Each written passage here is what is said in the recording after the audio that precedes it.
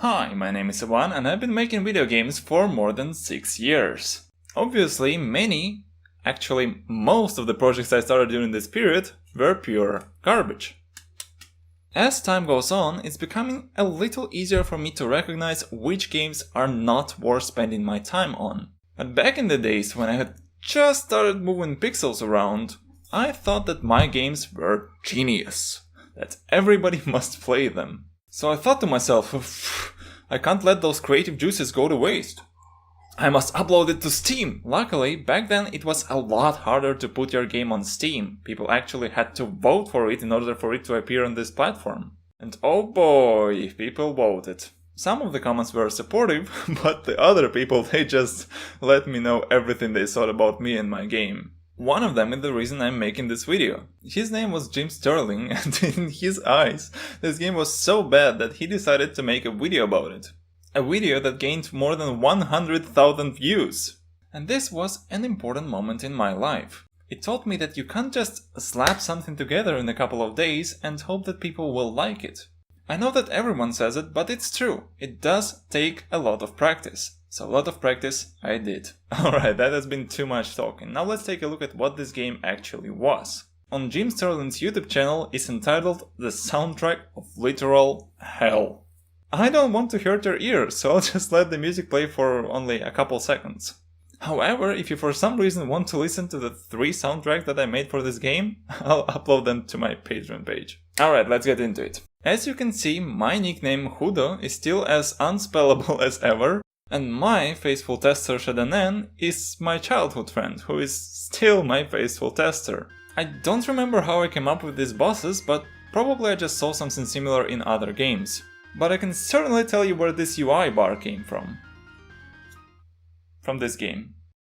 This boss is the representation of what I've always wanted to do, some rhythm-based game in which you need to push correct buttons at correct time.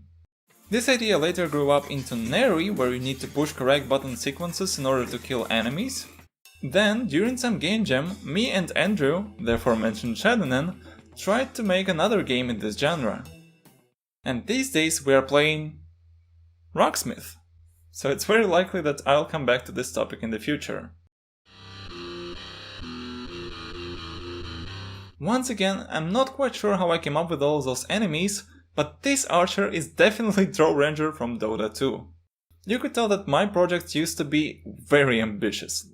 I wanted to have tons of enemies in the game which all behave differently, bosses that just broke the game mechanics, multiple different weapons and power-ups, and even a bestiary. And this was not my first game, but close to being my first game.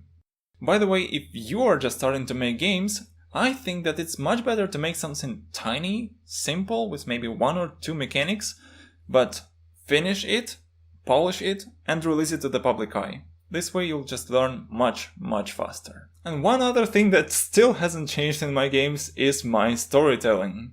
These days I actually try to explain what's happening in the game, at least to myself, but back then it was just, okay, I've made a game and now I just need a story to tie it all together somehow. For example, a few years later I was making Grisland and I was just adding new levels to the game. I had to make some ending for it, but I didn't know what it would be. So I started thinking about the story when I had probably like 80% of the game done.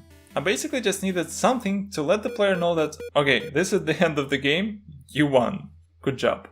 And as luck would have it, I have no clue how to finish this video. So I'll just let you know that this avatar you can see on the screenshot was generated in the game Fingered by Edmund Macmillan. And here are some of the most notorious criminals of this channel. Oh, and the moral of this video is, don't get discouraged if your first game, first piece of art, first music is awful. It happens to everyone, and frankly, even after 2, 3, 5, 7 years of work, you'll probably still feel that they're not quite as good as you'd want them to be. That's why you might as well enjoy the journey. Alright, thank you for watching this video, and I'll see you in the next one. Farewell.